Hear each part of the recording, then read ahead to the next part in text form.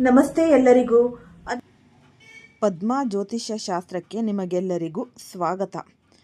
ವೃಷಭ ರಾಶಿಯವರ ಆರ್ಥಿಕ ಸಮಸ್ಯೆ, ಆರೋಗ್ಯದ ತೊಂದರೆ ಮತ್ತು ಈ ವೃತ್ತಿ ಜೀವನದ ಅಡೆತಡೆಗಳನ್ನು ನಿವಾರಿಸಲು ಈ ಜ್ಯೋತಿಷ್ಯ ಶಾಸ್ತ್ರದಲ್ಲಿ ಅಂದರೆ ಈ ವೃಷಭ ರಾಶಿ ಭವಿಷ್ಯ ಕೆಲವು ಸರಳ ಹಾಗೂ ಈ ಪ್ರಮುಖ ಪರಿಹಾರಗಳನ್ನು ನೀವು ಮಾಡಿಕೊಳ್ಳಿ.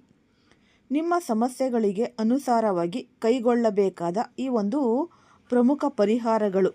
ಆದಷ್ಟು ನೀವು ಈ ಆರ್ಥಿಕ ಸಮೃದ್ಧಿ ಹಾಗೂ ಅದೃಷ್ಟಕ್ಕಾಗಿ ಆದಷ್ಟು ನೀವು ಈ ಗಜಕೇಸರಿ ಉಂಗುರವನ್ನು ಧರಿಸುವುದು ಮಂಗಳಕರ ಅಂತಲೇ ಅನ್ನಬಹುದು.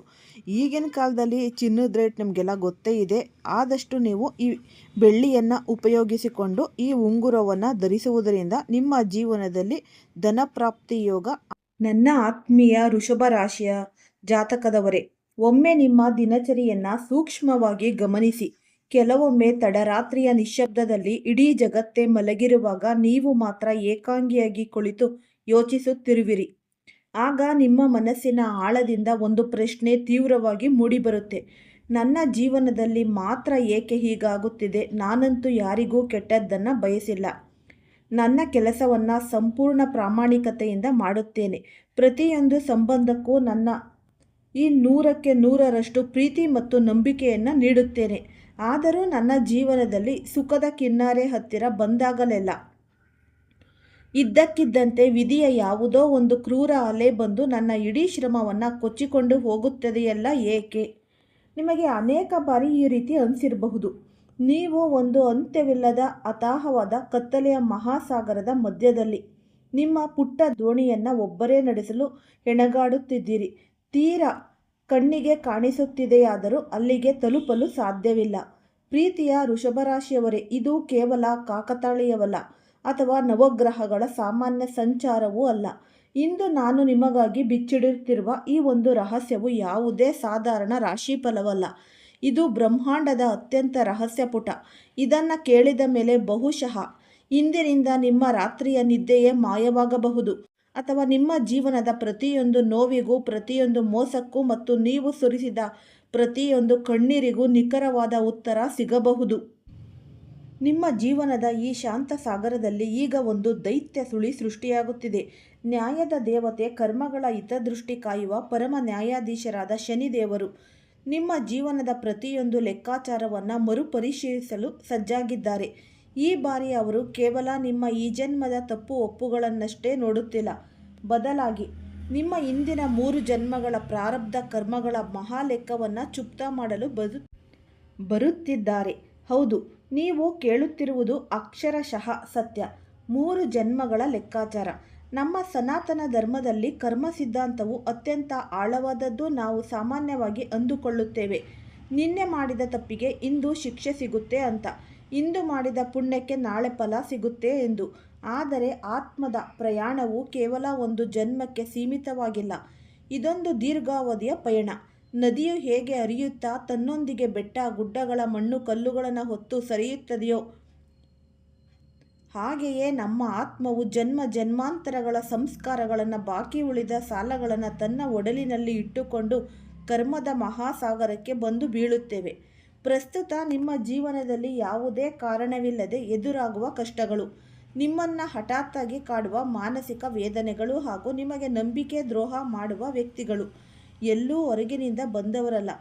ಅವರೆಲ್ಲರೂ ನಿಮ್ಮ ಹಿಂದಿನ 3 ಜನ್ಮಗಳ ಕರ್ಮಗಳು. ಊತು ಹೋಗಿದ್ದ ಅದೇ ಕತ್ತಲೆಯ ಸಾಗರದ ಆಳದಿಂದಲೇ ಎದ್ದು ಬಂದಿದ್ದಾರೆ. ವೃಷಭ ರಾಶಿಯ ಅಧಿಪತಿ ಸುಕುಮಾರ ಗ್ರಹವಾದ ಶುಕ್ರ. ಈ ಶುಕ್ರನು ಪ್ರೇಮ, ಐಶ್ವರ್ಯ, ಸೌಂದರ್ಯ ಮತ್ತು ಜಲತತ್ವದ ಸಂಕೇತ. ಹಾಗೆಯೇ ನಿಮ್ಮ ಸ್ವಭಾವವು ಮೇಲ್ನೋಟಕ್ಕೆ ಅತ್ಯಂತ ಶಾಂತವಾಗಿ, ಗಂಭೀರವಾಗಿ ಕಾಣಿಸುತ್ತೆ. ಸಾಗರದ ಮೇಲ್ಭಾಗವು ಎಷ್ಟು ಪ್ರಶಾಂತವಾಗಿರುತ್ತದೆಯೋ ನಿಮ್ಮ ಮನಸ್ಸು ಅಷ್ಟೇ ನಿರಾಳವಾಗಿರುವಂತೆ ನಟಿಸುತ್ತೆ. ಆದರೆ ಅದರ ಒಳಗೆ ಅಸಂಖ್ಯಾತ ರಹಸ್ಯಗಳು, ನೋವಿನ ಬಿರುಗಾಳಿಗಳು ಮತ್ತು ಅಪಾರವಾದ ಭಾವನೆಗಳ ಆಳ ಅಡಗಿರುತ್ತೆ. ನೀವು ಯಾರೊಂದಿಗೂ ಸುಮ್ಮನೆ ಜಗಳಕ್ಕೆ ಹೋಗುವವರಲ್ಲ. ನಿಮ್ಮದೇ ಆದ ಪ್ರಪಂಚದಲ್ಲಿ ನೆಮ್ಮದಿಯಿಂದ ಇರಲು ಬಯಸುವವರು ಮತ್ತು ನಿಮ್ಮವರನ್ನು ಅತಿಯಾಗಿ ಪ್ರೀತಿಸುವವರು.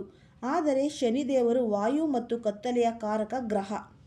ಈ ಇಬ್ಬರು ಮಿತ್ರ ಗ್ರಹಗಳೇ ಆದರೂ ಶನಿದೇವನ ತೀಕ್ಷ್ಣ ದೃಷ್ಟಿ ನಿಮ್ಮ ರಾಶಿಯ ಮೇಲಿದ್ದಾಗ ನಿಮ್ಮ ಜೀವನದ ಶಾಂತ ಜಲದಲ್ಲಿ ಅಲೆಗಳು ನಿಯಂತ್ರಣ ತಪ್ಪಿ ಅಬ್ಬರಿಸಲು ತೊಡಗುತ್ತೆ. ಕಳೆದ ಕೆಲವು ಸಮಯದಿಂದ ನೀವು ಗಮನಿಸಿರಬಹುದು, ನಿಮ್ಮ ಜೀವನದಲ್ಲಿ ಯಾವುದೋ ಸ್ಥಿರವಾಗಿ ಉಳಿಯುತ್ತಿಲ್ಲ. ನೀವು ಪ್ರಾಣಕ್ಕಿಂತ ಹೆಚ್ಚಾಗಿ ನಂಬಿದ ಸಂಬಂಧಗಳು ಕೈಯೊಳಗಿನ ಮರಳಿನಂತೆ ಜಾರಿ ಹೋಗುತ್ತೆ. ನೀವು ನಿಮ್ಮ ರಕ್ತ ಬೆವರಿನಿಂದ ಕಟ್ಟಿ ಬೆಳೆಸಿದ ವೃತ್ತಿ ಅಥವಾ ವ್ಯಾಪಾರದಲ್ಲಿ ಯಾವುದೇ ತಪ್ಪಿಲ್ಲದಿದ್ದರೂ ನಿಮ್ಮನ್ನು ಹಿಂದಕ್ಕೆ ತಳ್ಳಲಾಗುತ್ತೆ. ನೀವು ದೇವರೆದುರು ನಿಂತು ಆಕ್ರಂದನ ಮಾಡುತ್ತಿದ್ದೀರಿ.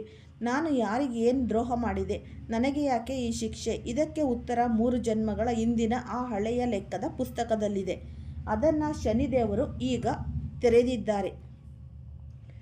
3 ಜನ್ಮಗಳ ಹಿಂದೆ ನೀವು ಯಾರಿಗೋ ಕೊಟ್ಟ ಕೆಲವು ಮಾತುಗಳು ಅದ್ಧೂರಿಯಾಗಿ ಉಳಿದಿದ್ದವು. ಕೆಲವು ಋಣಭಾರಗಳು, ಕರ್ಮಗಳ ಪಾವತಿ ಆ ಜನ್ಮದಲ್ಲಿ ಪೂರ್ಣಗೊಂಡಿರಲಿಲ್ಲ. ಬ್ರಹ್ಮಾಂಡದ ಒಂದು ಕಟ್ಟುನಿಟ್ಟಾದ ನಿಯಮವಿದೆ. ಶಕ್ತಿಯಾಗಲಿ ಅಥವಾ ಕರ್ಮವಾಗಲಿ ಎಂದಿಗೂ ನಾಶವಾಗುವುದಿಲ್ಲ. ಅದು ಕೇವಲ ತನ್ನ ರೂಪವನ್ನು ಬದಲಾಯಿಸಿಕೊಳ್ಳುತ್ತದೆ. ನಿಮ್ಮ ಆ ಹಳೆಯ ಕರ್ಮಗಳು ಮತ್ತು ಬಗೆಹರಿಯದ ಋಣಗಳು ಈ ಪ್ರಸ್ತುತ ಜನ್ಮದಲ್ಲಿ ಗುಪ್ತ ಶತ್ರುಗಳ ರೂಪದಲ್ಲಿ, ನಿಗೂಢ ಕಾಯಿಲೆಗಳ ರೂಪದಲ್ಲಿ ಮತ್ತು ನಿರಂತರ ಆರ್ಥಿಕ ಅಡೆತಡೆಗಳ ರೂಪದಲ್ಲಿ ನಿಮ್ಮ ಎದುರು ಬಂದು ನಿಂತಿವೆ. ಸ್ವಲ್ಪ ಯೋಚಿಸಿ ನೋಡಿ. ನಿಮ್ಮ ಜೀವನದಲ್ಲಿ ನಿಮಗೆ ಅತ್ಯಂತ ಆಳವಾದ ಗಾಯಗಳನ್ನು ನೀಡಿದ ವ್ಯಕ್ತಿಗಳು ಕೇವಲ ಇದೇ ಜನ್ಮದಲ್ಲಿ ಪರಿಚಯವಾದವರೇ? ಖಂಡಿತ ಇಲ್ಲ. ಅವರು ಆ ಕರ್ಮದ ಸಾಗರದಿಂದ ಮರಳಿ ಬಂದಿರುವ ಹಳೆಯ ನಾವಿಕರು. ಅವರೊಂದಿಗೆ ನಿಮ್ಮ ಲೆಕ್ಕ ಬಾಕಿ ಇತ್ತು. ಶನಿದೇವರು ಆ ವ್ಯಕ್ತಿಗಳನ್ನು ನಿಮ್ಮ ಜೀವನಕ್ಕೆ ತಂದಿರುವುದು ನಿಮ್ಮನ್ನು ನಾಶ ಮಾಡಲು ಅಲ್ಲ, ಬದಲಾಗಿ ನಿಮ್ಮ ನಡುವೆ ಇದ್ದ ಆ ಜನ್ಮಾಂತರದ ಸಾಲವನ್ನು ಶಾಶ್ವತವಾಗಿ ತೀರಿಸಿ ನಿಮ್ಮ ಆತ್ಮವನ್ನು ಮುಕ್ತಿಗೊಳಿಸಲು. ಶನಿದೇವರನ್ನು ಜಗತ್ತು ಕ್ರೂರಿ ಎಂದು ತಪ್ಪಾಗಿ ಬಿಂಬಿಸಿದೆ. ಶನಿ ಕೇವಲ ದುಃಖ ಕೊಡುತ್ತಾನೆ ಎಂಬುದು ಬ್ರಹ್ಮಾಂಡದ ಅತ್ಯಂತ ದೊಡ್ಡ ಸುಳ್ಳು. ಶನಿದೇವರು ಅಂತಹ ಒಬ್ಬ ಕಠಿಣ ಗುರು. ಅವರು ನಿಮಗೆ ಈ ಸಂಸಾರ ಸಾಗರದಲ್ಲಿ ಈಜುವುದನ್ನು ಕಲಿಸುವುದಕ್ಕಾಗಿಯೇ ನಿಮ್ಮನ್ನು ಆಳವಾದ ನೀರಿಗೆ ತಳ್ಳುತ್ತಾರೆ. ನೀವು ಮುಳುಗುತ್ತಿದ್ದಾಗ, ಕೈಕಾಲು ಬಡಿಯುತ್ತಿರುವಾಗ, ಇನ್ನೂ ಎಲ್ಲವೂ ಮುಗಿದೇ ಹೋಯಿತು ಎಂದುಕೊಳ್ಳುವ ಕ್ಷಣದಲ್ಲಿ ಶನಿದೇವರು ನಿಮ್ಮೊಳಗಿರುವ ಅಗಾಧವಾದ ದೈವಿಕ ಶಕ್ತಿಯನ್ನು ನಿಮಗೆ ದರ್ಶನ ಮಾಡಿಸುತ್ತಾರೆ. ಈ ಮಹಾಗೋಚಾರದ ಅವಧಿಯಲ್ಲಿ ಶನಿದೇವರು ನಿಮ್ಮ ಕಠಿಣ ಪರೀಕ್ಷೆಗೆ ತೆಗೆದುಕೊಳ್ಳುತ್ತಿದ್ದಾರೆ. ಸುತ್ತಲೂ ನೀರು ತುಂಬಿಕೊಂಡಾಗ, ನೀವು ದೋಣಿಗೆ ನಿಮ್ಮ ದೋಣಿಗೆ ರಂಧ್ರ ಬಿದ್ದಾಗ ಮತ್ತು ನಿಮ್ಮ ಅತ್ಯಂತ ಆಪ್ತರು ಎಂದುಕೊಂಡವರೇ ಆ ದೋಣಿಯಿಂದ ಧುಮುಕಿ ಓಡಿ ಹೋದಾಗ ನೀವು ಏನು ಮಾಡುತ್ತೀರಿ ಎಂಬುದನ್ನು ಅವರು ಗಮನಿಸುತ್ತಾರೆ. ನೀವು ಸೋತು ಮುಳುಗಿ ಹೋಗುತ್ತೀರಾ ಅಥವಾ ನಿಮ್ಮ ರಾಶಿಯ ಚಿಹ್ನೆಯಾದ ಆ ಬಲಿಷ್ಠ ವೃಷಭದ ಅಪ್ರತಿಮ ಶಕ್ತಿಯನ್ನು ಜಾಗೃತಗೊಳಿಸಿ ಆ ಬಿರುಗಾಳಿಯ ಎದೆಯನ್ನು ಸೀಳಿಕೊಂಡು ನೀವು ಕಿನಾರೆಗೆ ಬರುತ್ತೀರಾ? ಇದು ಶನಿದೇವರಿಗೆ ಬೇಕಾಗಿರುವ ಉತ್ತರ. ನೆನಪಿಡಿ, ಈ 3 ಜನ್ಮಗಳ ಲೆಕ್ಕಾಚಾರವು ಯಾವುದೇ ಶಾಪವಲ್ಲ. ಇದೊಂದು ಮಹಾ ಶುದ್ಧೀಕರಣದ ಪ್ರತಿಕ್ರಿಯೆ. ನಿಮ್ಮ ಜೀವನದ ಸಾಗರದಲ್ಲಿ ತುಂಬಿರುವ ಕಸವನ್ನು, ಭ್ರಮೆಯನ್ನು ಮತ್ತು ಸುಳ್ಳು ವ್ಯಕ್ತಿಗಳನ್ನು ಶನಿದೇವರು ಶಾಶ್ವತವಾಗಿ ಹೊರದಬ್ಬಲಿದ್ದಾರೆ. ನಿಮ್ಮಿಂದ ಯಾವುದು ಕಸಿದುಕೊಳ್ಳಲ್ಪಡುತ್ತಿದೆಯೋ ಅದು ಹೋಗಲಿ. ಯಾರು ದೂರವಾಗುತ್ತಿದ್ದಾರೋ ಅವರು ದೂರವಾಗಲಿ. ಏಕೆಂದರೆ ಇಂದು ನಿಮ್ಮನ್ನು ಭಯಭೀತಗೊಳಿಸುತ್ತಿರುವ ಆ ಶೂನ್ಯತೆಯು ಮುಂಬರುವ ದಿನಗಳಲ್ಲಿ ಈಶ್ವರನ ಪರಮ ಆಶೀರ್ವಾದದಿಂದ ತುಂಬಿಕೊಳ್ಳಲಿದೆ.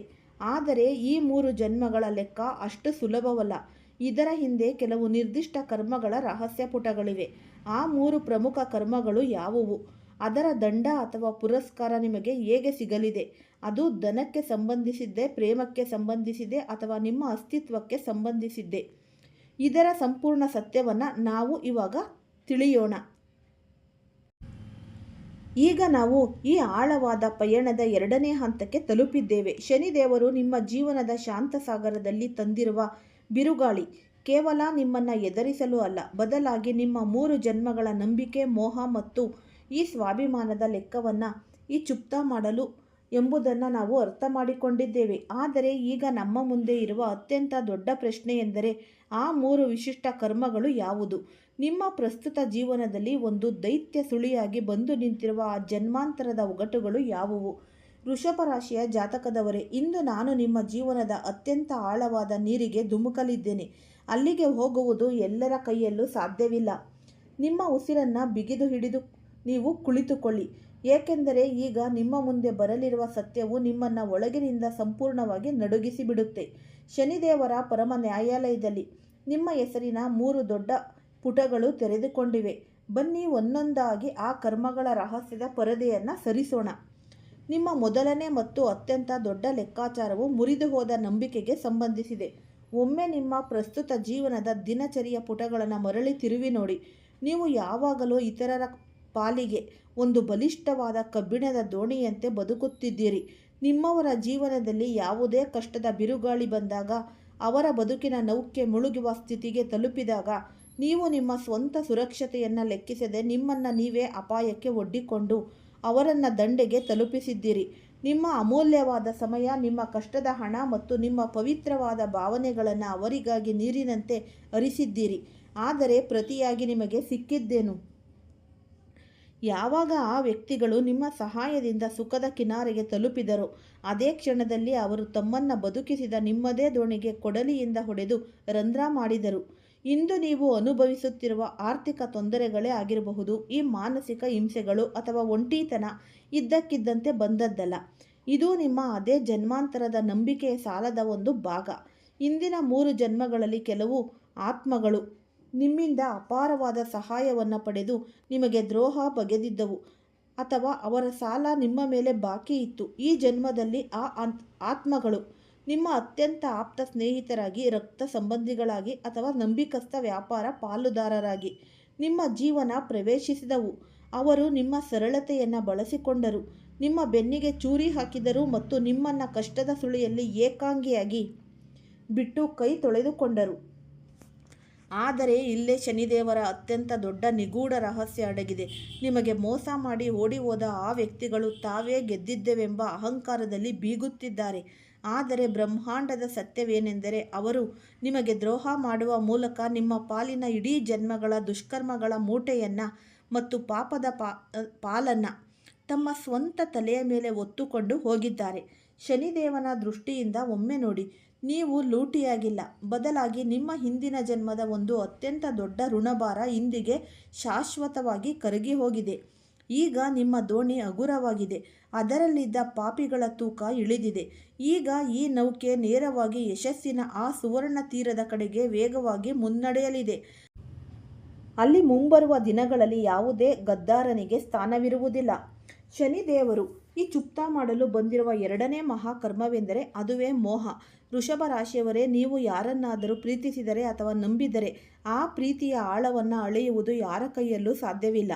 ನೀವು ಒಂದು ವ್ಯಕ್ತಿಯೊಂದಿಗೆ ಎಷ್ಟು ತೀವ್ರವಾಗಿ ಅಂಟಿಕೊಳ್ಳುತ್ತೀರಿ ಎಂದರೆ, ಒಂದು ದೈತ್ಯ ಹಡಗು ಸಮುದ್ರದ ತಳದಲ್ಲಿರುವ ಬಂಡೆಗೆ ತನ್ನ ಭಾರವಾದ ಕಬ್ಬಿಣದ ಲಂಗರನ್ನು ಹಾಕಿ ಸ್ಥಿರವಾಗಿ ನಿಲ್ಲುತ್ತದೆಯೋ ಹಾಗೆ ನೀವು ಆ ವ್ಯಕ್ತಿಯನ್ನೇ ನಿಮ್ಮ ಸರ್ವಸ್ವ ಎಂದುಕೊಳ್ಳುತ್ತೀರಿ.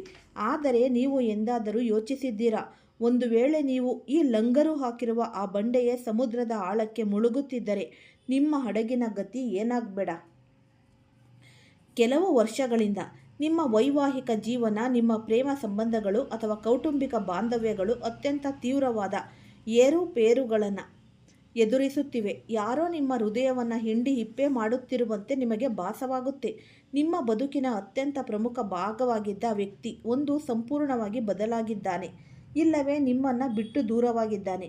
ನೀವು ಇಂದು ಕೂಡ ಅದೇ ಹಳೆಯ ಕಿನಾರೆಯಲ್ಲಿ ನಿಂತು ಹಳೆಯ ನೆನಪುಗಳ ಅಲೆಗಳು ಮರಳಿ ಬರಬಹುದೇನೋ ಎಂದು ಕಣ್ಣೀರು ಹಾಕುತ್ತಾ ಕಾಯುತ್ತಿದ್ದೀರಿ. ಆದರೆ ಬ್ರಹ್ಮಾಂಡವು ನಿಮಗೆ ಕಿರುಚಾಡಿ ಒಂದು ಸತ್ಯವನ್ನು ಹೇಳಲು ಪ್ರಯತ್ನಿಸುತ್ತಿದೆ. ಯಾವುದನ್ನು ನೀವು ನಿಮ್ಮ ಜೀವನದ ಅತ್ಯಂತ ದೊಡ್ಡ ನಷ್ಟ ಎಂದು ಭಾವಿಸಿ ಅಳುತ್ತಿದ್ದೀರೋ ಅದು ವಾಸ್ತವದಲ್ಲಿ ಶನಿದೇವರು ನಿಮಗಾಗಿ ನಡೆಸಿದ ಅತ್ಯಂತ ದೊಡ್ಡ ರಕ್ಷಣಾ ಕಾರ್ಯಾಚರಣೆ. ಇಂದಿನ 3 ಜನ್ಮಗಳಿಂದ ಕೆಲವು ಆತ್ಮಗಳು ಕೇವಲ ನಿಮಗೆ ನೋವನ್ನು ನೀಡಲು ಮತ್ತು ನಿಮ್ಮ ಶಕ್ತಿಯನ್ನು ಹೀರಿಕೊಳ್ಳಲು ಮಾತ್ರ ನಿಮ್ಮೊಂದಿಗೆ ಬೆಸೆಯುತ್ತಾ ಬಂದಿದ್ದವು. ಅವರು ನಿಮ್ಮನ್ನು ಕೇವಲ ಒಂದು ವಸ್ತುವಿನಂತೆ ಬಳಸಿಕೊಳ್ಳುತ್ತಿದ್ದರು. ಈ ಮಹಾಗೋಚಾರದ ಅವಧಿಯಲ್ಲಿ ಶನಿದೇವರು ಸ್ವತಃ ತಮ್ಮ ನ್ಯಾಯದ ಖಡ್ಗದಿಂದ ನಿಮ್ಮ ಜೀವನವನ್ನು ಕಟ್ಟಿಹಾಕಿದ್ದ ಆ ವಿಷಕಾರಿ ಲಂಗರನ್ನು ಕತ್ತರಿಸಿ ಹಾಕಿದ್ದಾರೆ. ಲಂಗರು ಕತ್ತರಿಸಿದಾಗ ಹಡಗು ಸ್ವಲ್ಪ ಮಟ್ಟಿಗೆ ತೂಗಾಡುವುದು ಸಹಜ. ಒಂಟಿತನದ ತೀವ್ರ ನೋವು ಉಂಟಾಗುವುದು ನಿಜ. ಆದರೆ ಈ ನೋವು ನಿಮಗೆ ಸಿಗಲಿರುವ ಪರಮ ಸ್ವಾತಂತ್ರ್ಯದ ಬೆಲೆ. ಈಗ ನೀವು ನಿಮ್ಮ ಕಣ್ಣೀರನ್ನು ಆ ಉಪ್ಪು ಕಡಲಿಗೆ ಅರ್ಪಿಸಿ ಹೊಸ ದಿಕ್ಕಿನ ಕಡೆಗೆ ಮುಖ ಮಾಡಬೇಕಿದೆ. ಏಕೆಂದರೆ ಶನಿದೇವರು ನಿಮ್ಮ ಜೀವನಕ್ಕೆ ಒಬ್ಬ ಸಾಮಾನ್ಯ ಈ ಕಲ್ಲನ್ನಲ್ಲ, ಬದಲಾಗಿ ನಿಮ್ಮ ಬದುಕಿನ ಪಯಣದ ಈ ಸಚ್ಚಾ ನಾವಿಕನಾಗಬಲ್ಲ ಅತ್ಯಂತ ಯೋಗ್ಯವಾದ ಜೀವವನ್ನು ಕಳುಹಿಸಲು ಸಿದ್ಧತೆ ನಡೆಸುತ್ತಿದ್ದಾರೆ. ಈ ಮೂರನೇ ಕರ್ಮ ಆತ್ಮಗೌರವದ ಒಂದು ಪುನರುತ್ಥಾನ ಅಂತಲೇ ಅನ್ನಬಹುದು. ಈಗ ನಿಮ್ಮ ಮುಂದೆ ಬರುತ್ತಿದೆ ಅತ್ಯಂತ ದೊಡ್ಡ ಮತ್ತು ಕೊನೆಯ ರಹಸ್ಯ. ಈ ಕರ್ಮವು ಯಾವುದೇ ಬಾಹ್ಯ ವ್ಯಕ್ತಿಗೆ ಸಂಬಂಧಿಸಿದ್ದಲ್ಲ. ಇದು ನೇರವಾಗಿ ನಿಮಗೆ ಮತ್ತು ನಿಮ್ಮ ಆತ್ಮಕ್ಕೆ ಸಂಬಂಧಿಸಿದ್ದು. ಸಮುದ್ರದ ಅಲೆಗಳು ಮೇಲ್ನೋಟಕ್ಕೆ ಎಷ್ಟು ಸುಂದರವಾಗಿ ಕಂಡರೂ ಅದರ ನಿಜವಾದ ಮೌಲ್ಯವಿರುವುದು ಅದರ ಆಳದಲ್ಲಿ, ಊತು ಹೋಗಿರುವ ಮುತ್ತಿನ ಚಿಪ್ಪಿನೊಳಗೆ. ಆ ಚಿಪ್ಪಿನೊಳಗೆ ಒಂದು ಸಾಧಾರಣ ಮರಳಿನ ಕಣವು ಅಮೂಲ್ಯವಾದ ಮುತ್ತಾಗಿ ಹೇಗೆ ಬದಲಾಗುತ್ತೆ ಗೊತ್ತೇ? ಯಾವಾಗ ಆ ಪುಟ್ಟ ಕಣದ ಮೇಲೆ ಇಡೀ ಮಹಾಸಾಗರದ 100 ಟನ್ ತೂಕದ ಈ ಒಂದು ಒತ್ತಡ ಬೀಳುತ್ತದೆಯೋ, ಯಾವಾಗ ಅದು ಸಂಪೂರ್ಣ ಕತ್ತಲೆಯಲ್ಲಿ ವರ್ಷಗಟ್ಟಲೆ ತಪಸ್ಸು ಮಾಡುತ್ತದೆಯೋ, ಆಗ ಮಾತ್ರ ಅದು ಜಗತ್ತೇ ಮೆಚ್ಚುವ ಬೆಲೆ ಬಾಳುವ ಮುತ್ತಾಗಿ ರೂಪಾಂತರಗೊಳ್ಳುತ್ತೆ. ಶನಿದೇವರು ಕಳೆದ ಕೆಲವು ಸಮಯದಿಂದ ನಿಮ್ಮ ಮೇಲೆ 4 ದಿಕ್ಕುಗಳಿಂದ ಹಾಕುತ್ತಿರುವ ಒತ್ತಡ, ಈ ಒಂದು ಹಣದ ಕೊರತೆ, ಸಂಬಂಧಗಳ ಬಿರುಕು, ವೃತ್ತಿಜೀವನದ ನಿರಂತರ ಸೋಲುಗಳು ಇವೆಲ್ಲವೂ ನಿಮ್ಮನ್ನು ಮುರಿಯಲು ತಂದಿದ್ದಲ್ಲ. ಬದಲಾಗಿ ನಿಮ್ಮನ್ನು ಜಗತ್ತಿನ ಅತ್ಯಂತ ಪ್ರಕಾಶಮಾನವಾದ ಈ ಒಂದು ಮುತ್ತನ್ನಾಗಿ ಪರಿವರ್ತಿಸಲು ತಂದಿರುವ ಒತ್ತಡವಷ್ಟೇ. ಇಂದಿನ 3 ಜನ್ಮಗಳಿಂದ ನೀವು ನಿಮ್ಮ ನೈಜ ದೈವಿಕ ಶಕ್ತಿಯನ್ನು ಸಂಪೂರ್ಣವಾಗಿ ಮರೆತು ಬಿಟ್ಟಿದ್ದೀರಿ. ನೀವು ಸದಾ ಇತರರ ಸಂತೋಷದಲ್ಲೇ ನಿಮ್ಮ ಸಂತೋಷವನ್ನು ಹುಡುಕುತ್ತಾ ಬದುಕುತ್ತಿದ್ದೀರಿ. ಜಗತ್ತನ್ನು ಖುಷಿಪಡಿಸುವ ಈ ಗೀಳಿನಲ್ಲಿ ನಿಮ್ಮ ಸ್ವಂತ ಆತ್ಮಗೌರವವನ್ನು ಸಮುದ್ರದ ಈ ಕತ್ತಲ ಗರ್ಭದಲ್ಲಿ ಎಲ್ಲೋ ಹೂತು ಹಾಕಿದ್ದೀರಿ. ಶನಿದೇವರು ನಿಮಗೆ ನೆನಪಿಸಲು ಬಂದಿದ್ದಾರೆ. ನೀವು ಯಾರೋ ಬಂದು ಊದಿದರೆ ಈ ಒಡೆದು ಹೋಗುವ ನೀರಿನ ಗುಳ್ಳೆಯಲ್ಲ. ನೀವು ಯಾರೋ ಅಳೆಯಲು ಸಾಧ್ಯವಿಲ್ಲದ ಆಳವಾದ ಮಹಾಸಾಗರದ ಅಧಿಪತಿ. ಮುಂಬರುವ ದಿನಗಳಲ್ಲಿ ದೇವಗುರು ಬೃಹಸ್ಪತಿ ಮತ್ತು ಶನಿದೇವರ ಅಪರೂಪದ ಯುತಿ ಹಾಗೂ ಸಂಚಾರವು ತನ್ನ ಈ ಚರಮಸೀಮೆಯನ್ನು ತಲುಪಿದಾಗ ನಿಮ್ಮೊಳಗಿನ ಸುಪ್ತ ಸ್ವಾಭಿಮಾನವು ಜಾಗೃತಗೊಳ್ಳಲಿದೆ. ನಿನ್ನೆಯವರೆಗೆ ನಿಮ್ಮ ಅಸ್ತಿತ್ವವನ್ನೇ ಗೇಲಿ ಮಾಡಿದವರು, ನಿಮ್ಮನ್ನು ಕಡೆಗಣಿಸಿದವರು ನಾಳೆ ನಿಮ್ಮ ಈ ದಿವ್ಯ ತೇಜಸ್ಸನ್ನು ನೋಡಿ ಕಣ್ಣು ಮುಚ್ಚಿಕೊಳ್ಳಲಿದ್ದಾರೆ. ಆದರೆ ನೆನಪಿಡಿ, ಶನಿದೇವರ ನ್ಯಾಯಾಲಯದಲ್ಲಿ 3 ಜನ್ಮಗಳ ಈ ಒಂದು ಫೈಲ್ ಬಂದ್ ಆಗುವಾಗ ಒಂದು ಕಠಿಣವಾದ ಷರತ್ತನ್ನು ವಿಧಿಸಲಾಗುತ್ತೆ. ಒಂದು ವೇಳೆ ನೀವು ಆ ಷರತ್ತನ್ನು ಮೀರಿದರೆ ಈ ಸುವರ್ಣ ಅವಕಾಶ ಮತ್ತೆಂದೂ ನಿಮ್ಮ ಜೀವನಕ್ಕೆ ಮರಳಿ ಬರುವುದಿಲ್ಲ. ಆ ಅಂತಿಮ ಷರತ್ತು ಯಾವುದು? ಮುಂಬರುವ ಆ ಭೀಕರ ಮಾಯಾಜಾಲದಿಂದ ನೀವು ಹೇಗೆ ಪಾರಾಗಬೇಕು? ಇದನ್ನು ನಾವು ಈ ಮೂರನೇ ಭಾಗದಲ್ಲಿ ಸಂಪೂರ್ಣವಾಗಿ ನಾವು ನೋಡೋಣ. ಈ ಮಹಾಪಯಣದ ಅತ್ಯಂತ ನಿರ್ಣಾಯಕ ಹಾಗೂ ಅಪಾಯಕಾರಿ ಘಟ್ಟಕ್ಕೆ ಬಂದು ತಲುಪಿದ್ದೇವೆ. ಇಂದಿನ 2 ಭಾಗಗಳಲ್ಲಿ ನಾವು ನಿಮ್ಮ ಈ 3 ಜನ್ಮ ಕರ್ಮಗಳ ಆಳವನ್ನು ಮತ್ತು ಶನಿದೇವರು ನಿಮ್ಮ ಬದುಕಿನ ನೌಕೆಯಿಂದ ಕತ್ತರಿಸಿ ಹಾಕಿರುವ ಈ ವಿಷಕಾರಿ ಲಂಗರುಗಳ ರಹಸ್ಯವನ್ನು ಸಂಪೂರ್ಣವಾಗಿ ಅರ್ಥ ಮಾಡಿಕೊಂಡಿದ್ದೇವೆ. ಆ ಎಲ್ಲ ಅನಗತ್ಯ ಹೊರೆಗಳನ್ನು ಇಳಿಸಿ ಮುಗಿದಿದೆ. ಮುಂಬರುವ ಯಾವುದೇ ಶನಿವಾರದ ದಿನ ಸೂರ್ಯನು ಸಂಪೂರ್ಣವಾಗಿ ಮುಳುಗುವ ಸಂಧ್ಯಾ ಸಮಯದಲ್ಲಿ ಈ ವಿಧಿಯನ್ನು ಮಾಡಬೇಕು. ಅಂದರೆ ಒಂದು ಶುದ್ಧವಾದ ತಾಮ್ರದ ಅಥವಾ ಮಣ್ಣಿನ ಪಾತ್ರೆ. ಈ ತಾಮ್ರವು ಸೂರ್ಯ ಮತ್ತು ಮಂಗಳನ ಶಕ್ತಿ ನೀಡಿದರೆ ಮಣ್ಣು ರಾಹುವಿನ ದೋಷ ಕರಗಿಸುತ್ತೆ. ಅದರಲ್ಲಿ ಅರ್ಧದಷ್ಟು ಪರಿಶುದ್ಧವಾದ ಈ ಕುಡಿಯುವ ನೀರನ್ನು ತುಂಬಿಸಿಕೊಳ್ಳಿ. ಆ ಶುದ್ಧ ಜಲಕ್ಕೆ ಶುಕ್ರನ ಪರಮ ಸಂಕೇತವಾಗಿರುವ ಹಸಿ ಹಾಲಿನ ಕೆಲವು ಹನಿಗಳನ್ನು ಮಿಶ್ರಣ ಮಾಡಿ, ನಂತರ ಶನಿದೇವರ ಪರಮಪ್ರಿಯವಾದ ಹಾಗೂ ಕರ್ಮಗಳನ್ನು ಆಕರ್ಷಿಸಿ ನಾಶಪಡುವ ಶಕ್ತಿಯುಳ್ಳ ಕೆಲವು ಕಪ್ಪು ಎಳ್ಳಿನ ಕಣಗಳನ್ನು ಆ ನೀರಿನೊಳಗೆ ಹಾಕಿ.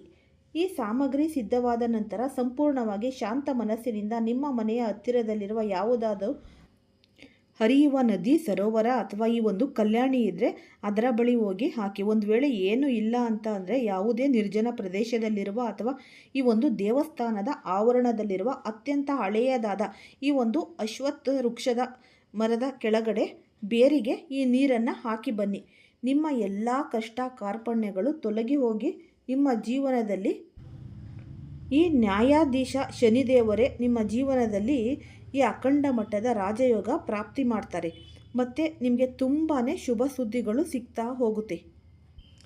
ಯಾವುದೇ ಒಂದು ಮುನ್ಸೂಚನೆ ಇಲ್ಲದೆ ಆಕಾಶದಲ್ಲಿ ಮೋಡ ಕವಿದು ನಿಮ್ಮ ಮೇಲೆ ಈ ಮಳೆಯ ಹನಿಗಳು ಬೀಳಬಹುದು. ಅಥವಾ ಈ ಅತ್ಯಂತ ತೀವ್ರವಾದ ಬಾಯಾರಿಕೆಯಿಂದ ಬಳಲುತ್ತಿರುವ ಯಾವುದಾದರೂ ಅಪರಿಚಿತ ವ್ಯಕ್ತಿ ಅಥವಾ ಮೂಕ ಪ್ರಾಣಿ ನಿಮ್ಮ ಬಳಿ ಬಂದು ನೀರನ್ನು ಬೇಡಬಹುದು. ಆ ಕ್ಷಣದಲ್ಲೇ ನೀವು ಅವರಿಗೆ ನೀರನ್ನು ನೀಡಿ ತೃಪ್ತಿಪಡಿಸಿ. ನನ್ನ ಆತ್ಮೀಯ ವೃಷಭ ರಾಶಿಯವರೇ, ಆದಷ್ಟು ನೀವು ಶುಕ್ರವಾರದಂದು ಈ ತಾಯಿ ಲಕ್ಷ್ಮೀದೇವಿಗೆ ಪೂಜೆ ಸಲ್ಲಿಸುವುದು ಮತ್ತು ಈ ಬಿಳಿ ವಸ್ತ್ರಗಳನ್ನು ಆದಷ್ಟು ದಾನ ಮಾಡಿ.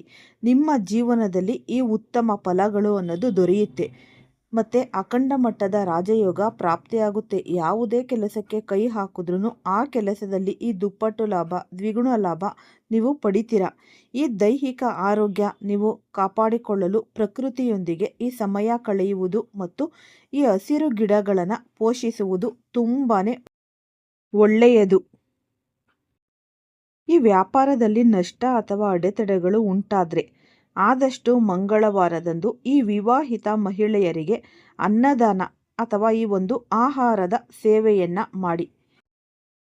ಜೀವನದಲ್ಲಿ ಅದೃಷ್ಟ ವೃದ್ಧಿಯಾಗುತ್ತೆ. ಎಲ್ಲರಿಗೂ ಸಹ ಧನ್ಯವಾದಗಳು.